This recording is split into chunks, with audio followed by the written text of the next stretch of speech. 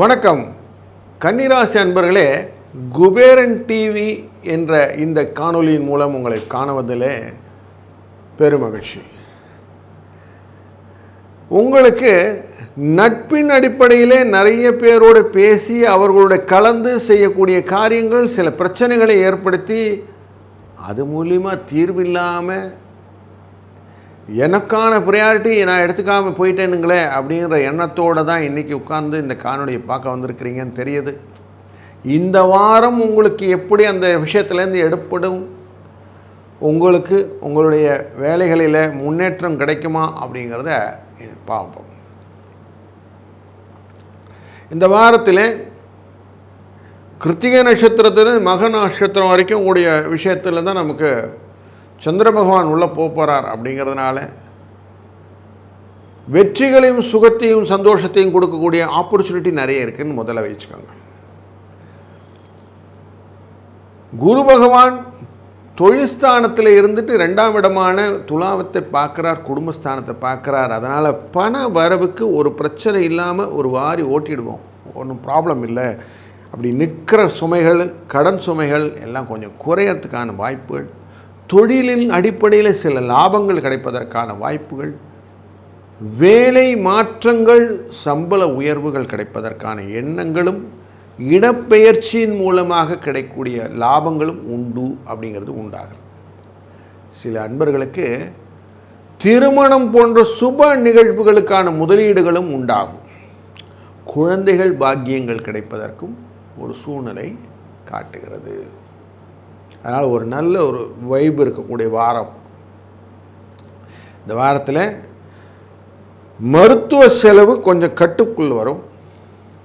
செய்ய வேண்டிய காரியங்களெல்லாம் கரெக்டாக லைனப் பண்ணி நீங்கள் மூவ் பண்ணிங்கன்னா போதும்.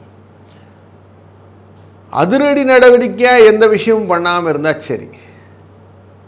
ராகு எதையுமே பெருசாக பண்ணணும்னு யோசிப்பார்.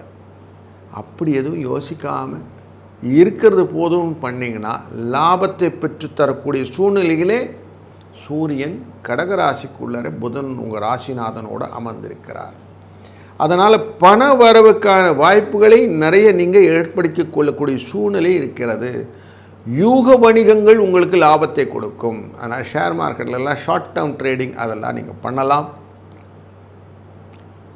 பெரிய லாபம் அப்படின்னா மட்டும் கொஞ்சம் நிதானிச்சு நின்றுடுங்க. கடன் கேட்டு வர்றவங்க கிட்ட இனாமாக கொடுத்து அமுச்சிடுங்க, கடன் கொடுத்து மாட்டிக்காதீங்க.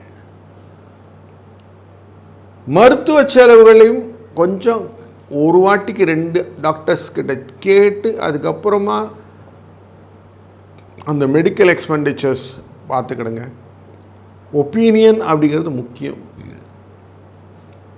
எந்த விதமான புதிய முயற்சிகளையும், இந்த கார் வாங்கிறது, பழைய காரை விற்று புதுசாக வீடு வாங்கிறது, பழைய வீட்டில் மாற்றிக்கிறது, வாடகைக்கு போகிற வீட்டை சொந்த வீட்டாக மாற்றிக்கிறது, ஒத்தி அப்படிங்கிற விஷயங்கள்லாம் பேசி வைக்கிறது, இப்படிலாம் ஒரு எண்ணங்கள்லாம் வந்ததுன்னா கொஞ்சம் தகுந்த ஆலோசனை பெற்று செய்யுங்கள்.